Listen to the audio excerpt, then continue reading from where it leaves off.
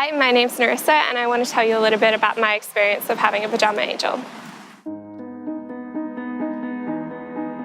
When I was about 8, my father passed away, and that was a sort of a big event for our family.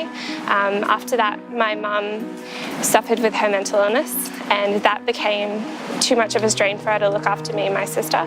And I don't have too many memories. I have bits and pieces of it, but I remember experiencing some pretty tough situations for a kid, a lot of hospital visits and some things that no child really should have to learn to live with. I grew up very quickly.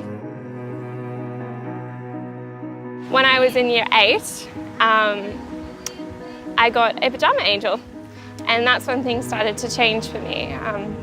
Her name was Annie, and she was a former English teacher, and that was just absolutely perfect combination for me.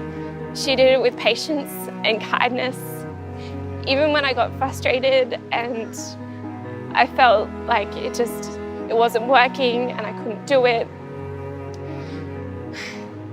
She's just one of those people who you can't try and give up on, because she always makes you want to keep going. I had a friendship, I had a bond, and that gave me a great amount of strength.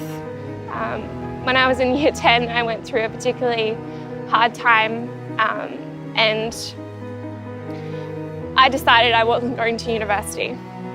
I was determined that I wasn't going to make it, it wasn't going to work, and I remember Annie telling me not to shut the door on that, to not give up, to do what I needed to do to still have that opportunity. And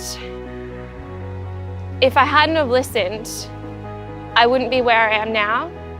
And I am so glad I did listen, because she was one of the few people in my life and in my world that was telling me I could do these things, that I could go to university, that I could have a career, and I was smart enough to do everything I wanted to do in life.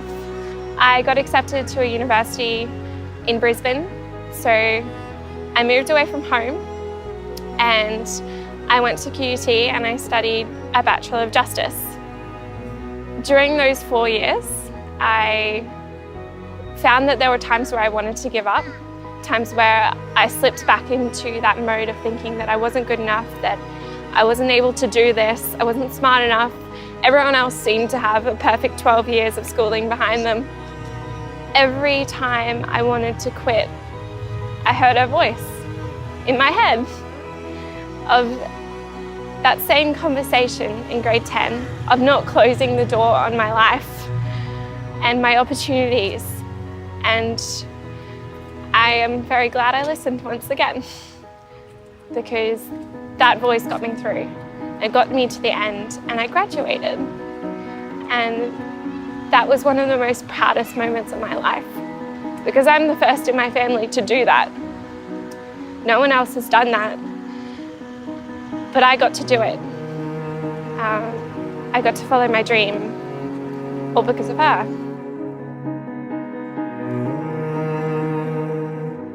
The Pyjama Foundation has done more for me than just have given me Pyjama Angel. In the last 4 years, I've actually gotten to know the founder, Bronwyn, very well, and developed a really beautiful relationship with her. She's an amazing woman who cares so much about kids in care, and she has also been a really strong support throughout my university life.